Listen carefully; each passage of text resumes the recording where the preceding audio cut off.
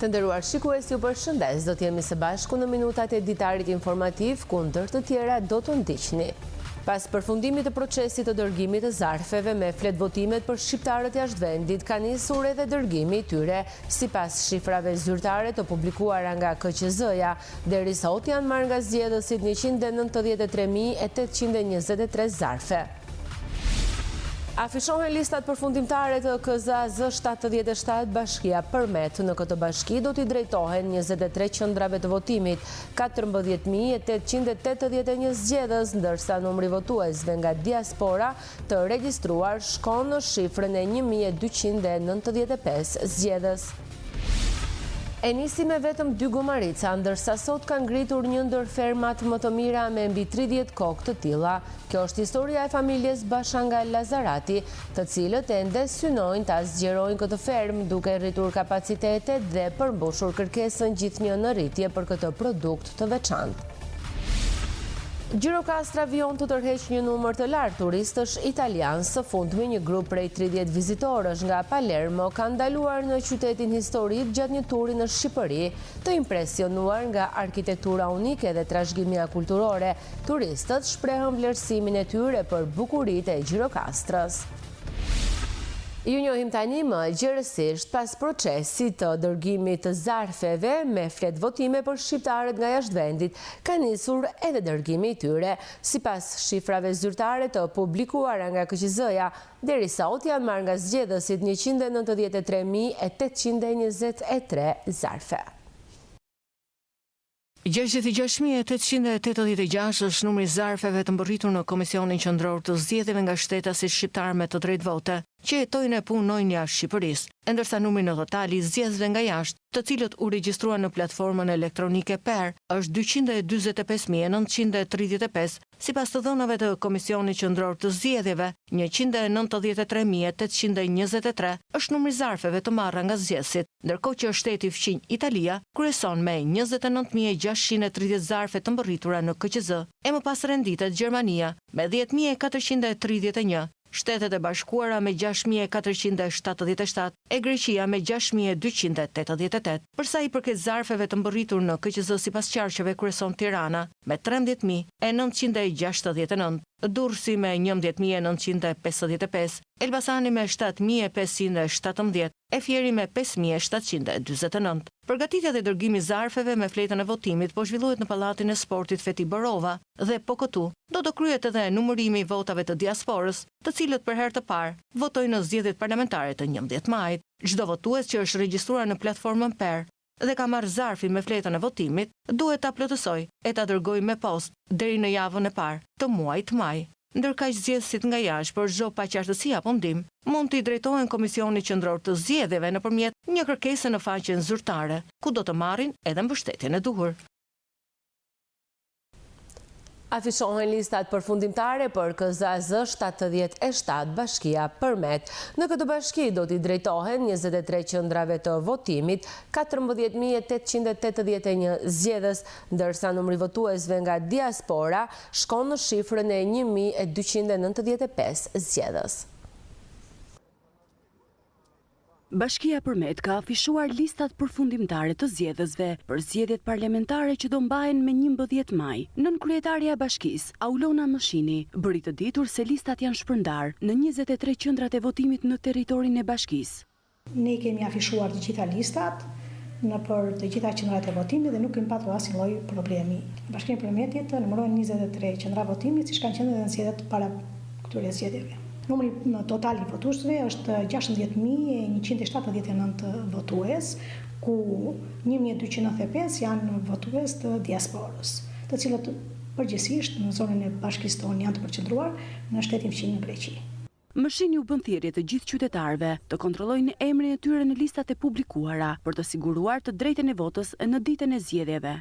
Unë do të lutesha gjithë qytetarëve para datës 11 maj, që është dita e zgjedhjeve, të kontrollojnë emrat në listat e zgjedhësve për të mos patur probleme në ditën e fundit, por të merren masa paraprakisht. Në zgjedhjet e vitit 2021, në Bashkinë e Përmetit funksiononin po 23 qendra votimi dhe këto vit nuk raportohet asnjë qendër e mbyllur. Sipas të dhënave zyrtare, numri total i zgjedhësve të regjistruar në këtë bashki është 16.179 zgjedhës, përfshirë edhe 1.295 zgjedhës nga diaspora.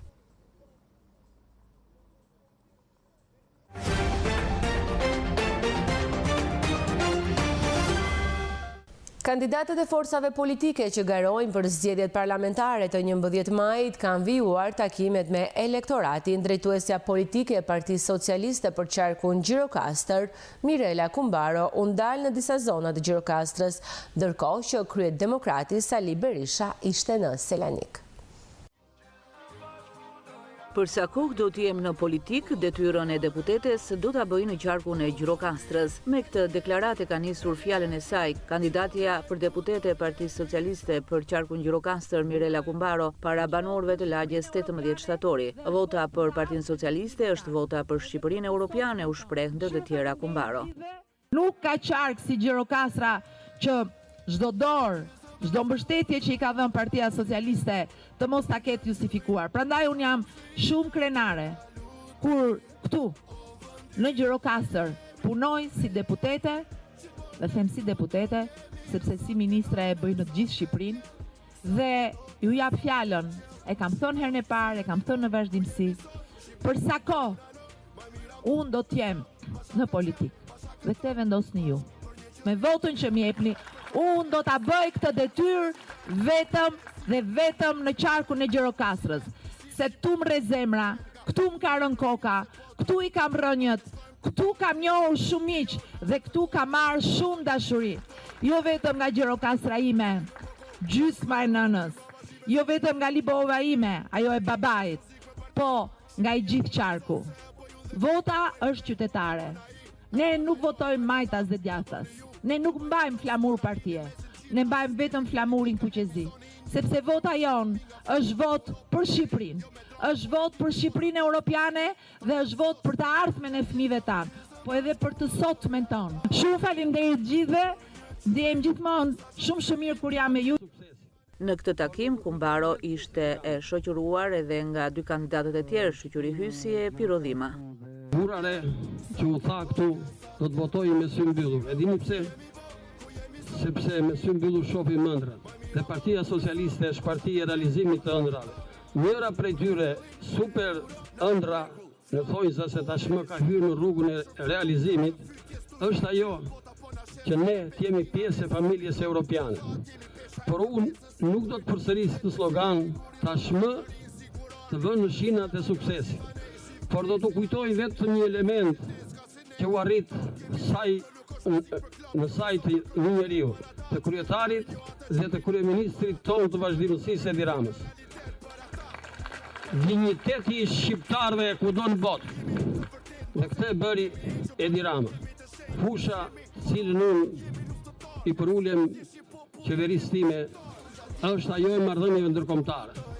E rreshtoi jo veten, por as qeverinë e tij, por Shqipërinë të barabartë me diskombëve të barabarta edhe pa qenë pjesë e familjes europiane. Unë jam një djalë i lagjes këtu në lagjen 18 shtatori.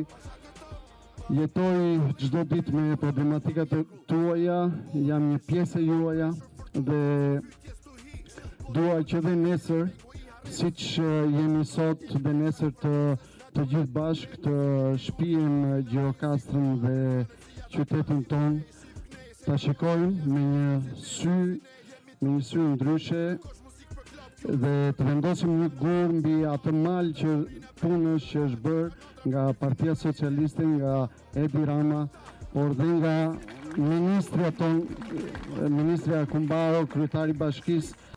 Jemi luftëtar, jemi thjesht një popull dhe jemi shqiptar. Gjatë jetëm që së bashku doja dale. Ne sot kemi nevojë që të vazhdojmë të gjitha ato punë që janë në proces, por mbi të gjitha të zbatojmë të tjera projekte, aty ku qarku i Gjirokastrës ka më tepër nevojë. Kështu ju drejtua kandidati për deputet i Partisë Socialiste Tërmet Peçi banorëve të lagjes Zinxhira, ndërsa u ka kërkuar që vota e tyre të shkojë jo vetëm për të, por edhe për Partinë Socialiste. Arsyeja e parë është sepse është një intelektual dhe kuadër shumë i mirënjohur edhe punëtor i madh. Është komunikues me qytetarët. Ka punuar dhe punon me dignitet si njeri organizativ edhe si të thua është drejtues i aftë për të cilin ka dhënë prova në veprat e tij që ka bërë sidomos në gjitoren tonë të vogël të Pelen. Ajo që është në lartësinë e dur imja është puna, është respekti, mirënjohja dhe është fjala e mbajtur. Unë ndryshoj se kam treguar që edhe në 4 mandate në drejtimin e pushtetit vendor unë nuk u largova asnjëherë nga ata që më besuan dhe më votuan. Nëse ju do ta shikoni që unë do të kem nevojë për një mandat dhe kushdo në listën ngaruese të 5 kandidatëve të që janë shumë të mirë, unë mendoj që ai mandat nuk do të ketë vlerë fare. Do thoni po pse? Nuk ka vlerë fare se nëse ai mandat për mua mund të ketë vlerë personalisht, po për të kthyer gjithë kontributin dhe mbështetjen e kujtdo të cilit do prej jush, nuk ka asnjë vlerë pa Partinë Socialiste dhe Edi Ramën. Ne sot kemi nevojë që të vazhdojmë gjitha ato punë që jo vetëm në Bashkinë e Tevelenës dhe jo vetëm të 7 bashkitë, por në gjithë Shqipërinë që janë në proces, dhe mbi të gjitha kemi nevojë akoma për të gjitha punët që ka nevojë akoma dhe më shumë, qarku jo dhe gjithë Shqipëria. Dhe këtë e ka treguar me fakte kokforta, konkrete, me realitet që e bën vetëm Partia Socialiste, e bën vetëm Edi Rama. Do të kem privilegj që të jem një shërbëtor dhe sa do pak të jetë kontributi im i hyrë, siç ka qenë atje në Develen, në të gjithë qarkun do ta kem privilegj dhe do ta kem prioritetin tim primar. Të kemi dëgjuar shumë për Tepelen, ke bërë shumë punë. Bërë edhe atë rrugën e Progonatit me golemin dhe neve një pjesë e madhe që jemi na Juan, votën e këtë siguruar. Votat do t'i japëm e më mirë të ja japëm një në anaton se sa t'japëm një tjetëri.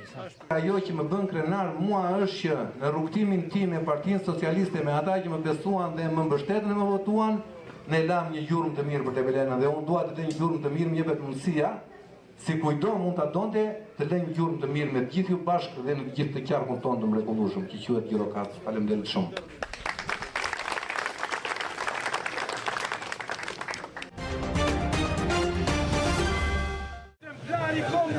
Takimin e radhës e në vijim të fushatës elektorale, Aleanca për Shqipërinë Madhështore ja dedikoi bashkëdhetarëve në Selanik të Greqisë për krah kandidatëve të koalicionit Aleanca për Shqipërinë Madhështore. Takimi me diasporën nisi me himnin kombëtar. Programin e Shqipërisë Madhështore ja prezantoi shqiptarëve që jetojnë e punojnë në Greqi dhe numri 1 i Partisë Demokratike Sali Berisha theksoi se ky është viti i diasporës. Që prindit tuaj, gjyshrit tuaj, familjarët tuaj, që janë në skamje, të nxjerr brenda 100 ditëve nga varfëria ekstreme. Vendoset në Shqipëri minimumi jetik 200 euro. Nuk do ketë pension në 200 euro. Nuk do ketë, por sot 56% të pensioneve janë ndër 172 euro. 56%.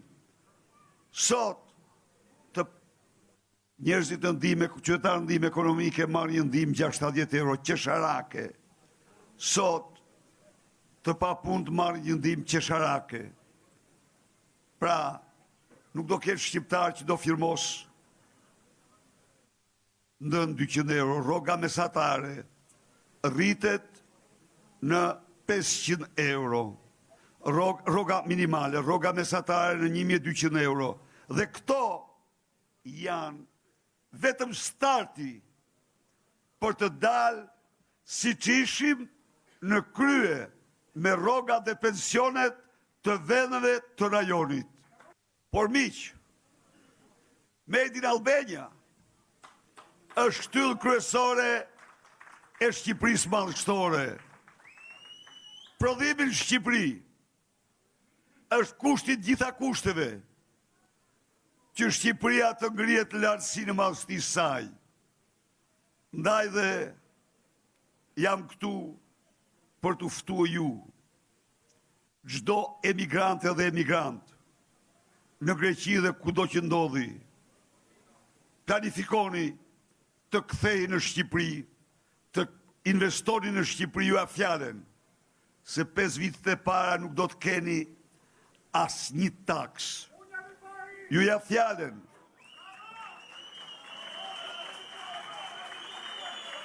Ju ja fjalen. Se cili nga ju që kërkon mbështetje do ketë kredi të buta dhe grante për biznesin e tij. Do ketë kredi të buta për strehimin e tij. Sikundër zotohen para jush se taksat për shtëpitë tuaja në Shqipëri do të zerohen, gjersa ju të ktheheni në to. Nuk do u marrë kush taksa ju. Jo. Makinën e parë do ta sillni pa taksa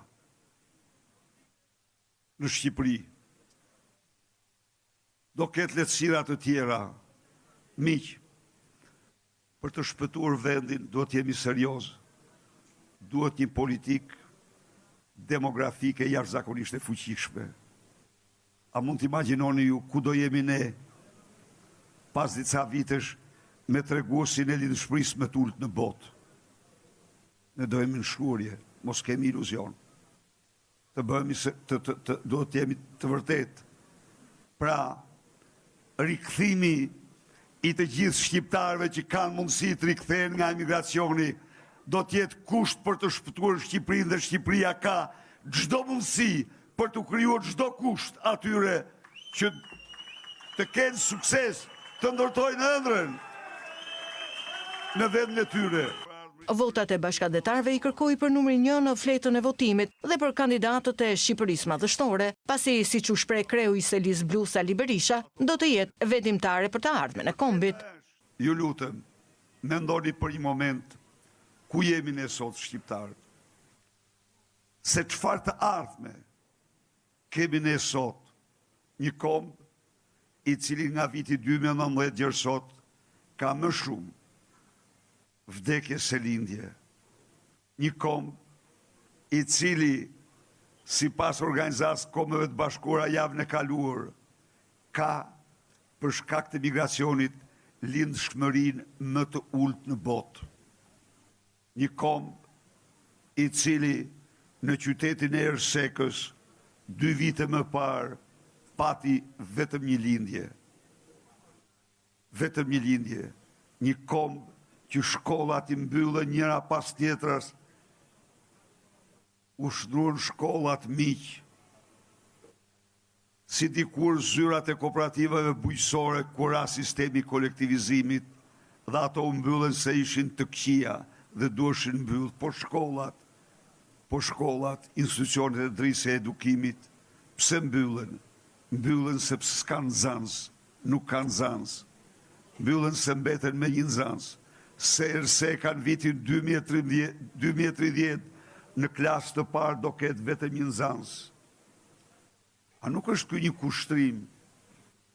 Një kushtrim për çdo shqiptar që i thot vetes shqiptar, kudo që ndodhet, nga Afrika e Jugut në Polën e Veriut, nga njëri skaj i Bosnës, skaj tjetër, nga një anë e Greqisë në anën tjetër, që me 11 maj të japë kontributin e tij për shpëtim në Shqipërisë botë. Në takimin elektoral të opozitës në Selanik, që synon edhe të forcoj lidhjet me bashkëdhetarët, ishte i pranishëm edhe eurodeputeti Fredi Berleri. Zoti bekoft kombet tona!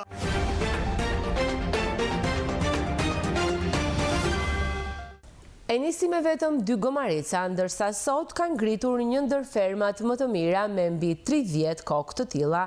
Kjo është historia e familjes Basha nga Lazarati, të cilët ende synojnë që ta zgjerojnë këtë fermë, duke rritur kapacitetet dhe duke përmbushur kërkesën gjithnjë në rritje për këtë produkt të veçantë.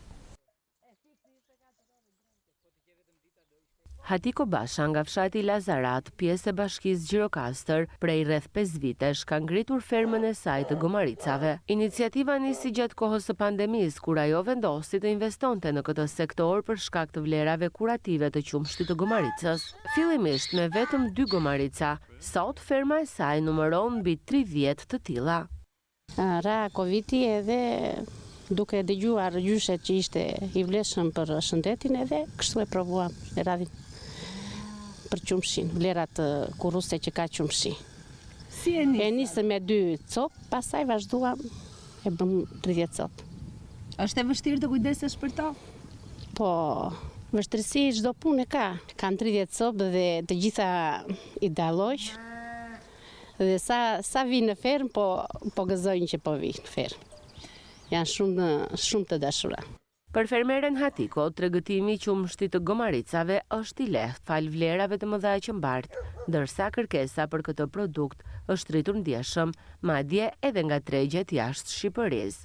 Thjesht kam hapur një faqe Instagrami dhe me telefonata, kështu. Edhe me njerëzit u njoh pak a shumë, tani pak a shumë me që njohur këtë vitin.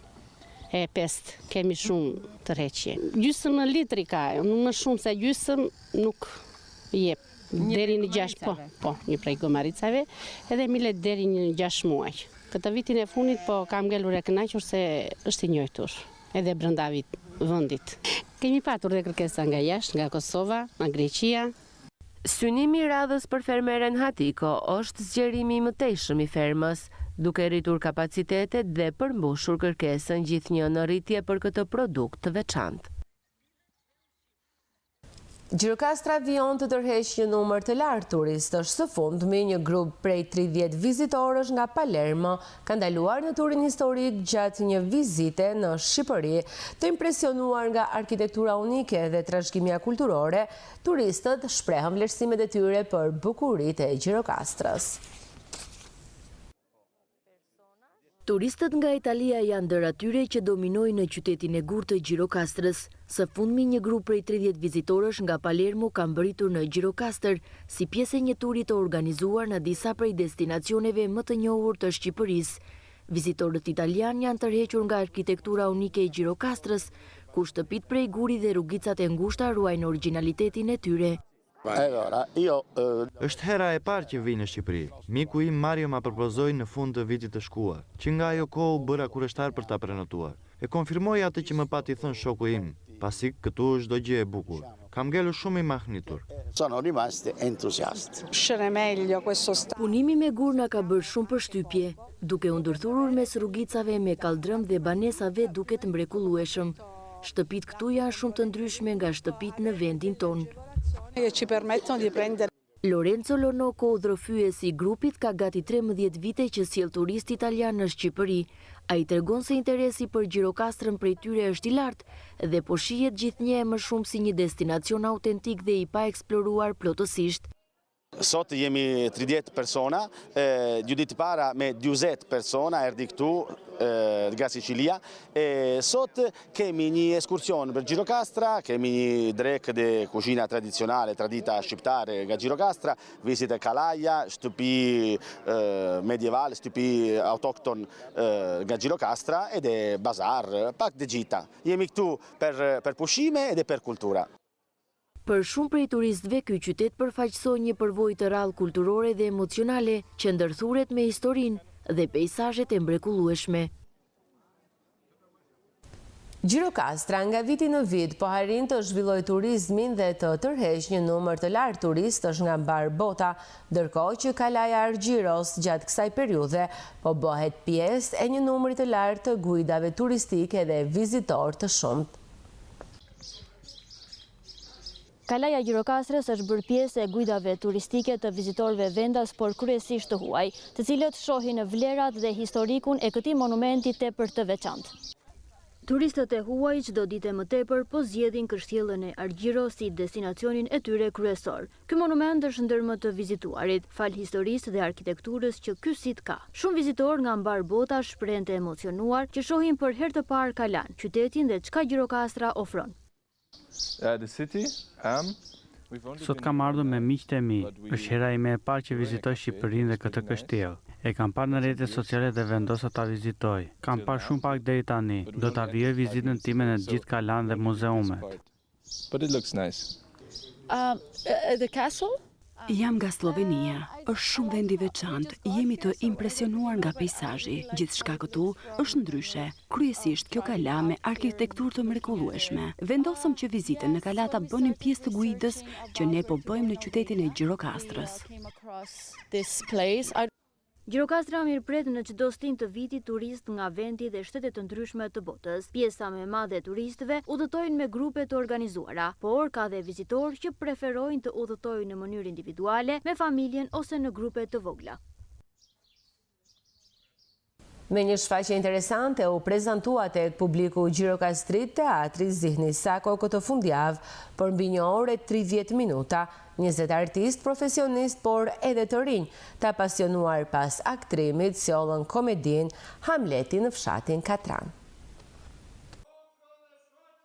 Për 2 mbrëmje në skenën e teatrit Zihni Sako unë gjitë komedia premier Hamleti në fshatin Katran, pjesë e autorit kroat Ivon Brushan, që u përshtat për skenë nga regjizori Erion Hine erdhi në interpretimin e 20 aktorëve profesionist dhe të rinjve të apasionuar pas aktrimit.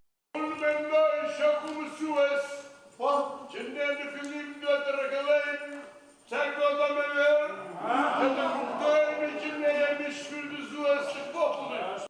Ngjarjet zhvillohen në një fshat të vogël gjatë regjimit totalitar ku autoritetet vendosin të inskenojnë Hamletin me banor vendas. Gjatë përgatitjes zbulohen konflikte, padrejtësi dhe hipokrizia e pushtetit duke përcjell mesazhin se gjëja më e çmuar e një kombi është individi.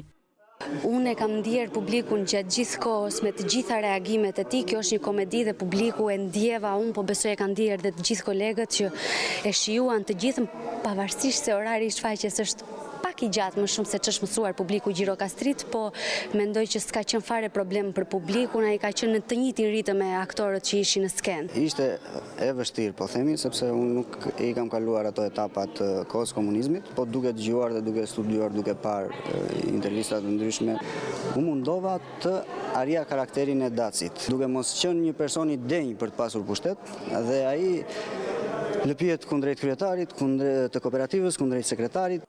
Për aktorin veteran Viktor Çaro e veçanta e kësaj pjese ishte në pjesëmarrjen e shumë të rinjve, çka sipas tij do të thotë se teatri Gjirokastrës do të ketë vazhdimsi.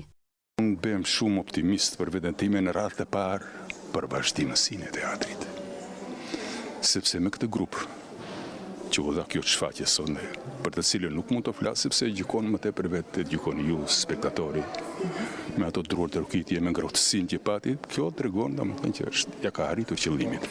Duke patur këta element, unë them që ky teatri Zihni Sako Gjirokastrës, që ka qenë një jetë të tërë në teatrot më të mira të Republikës, do ketë vazhdimsi. Për këtë jam i kënaqur se në qoftë se teatri mund të nënvlerësohet e të arrijë drejt rrugës së mbylljes, nuk ka për të hapur kurrë. Por teatri është një gjë, është kulturë e këtij qyteti dhe këtë kulturë duhet ta ruajmë ne. Shfaqja do të rikthehet te Ardashsi Gjirokastrit fundjavën e ardhshme. Të nderuar shikues, kemi mpritur në fund të ditarit informativ, shikim të këndshëm të programeve në vazhdim. Bashkë miru takofshim.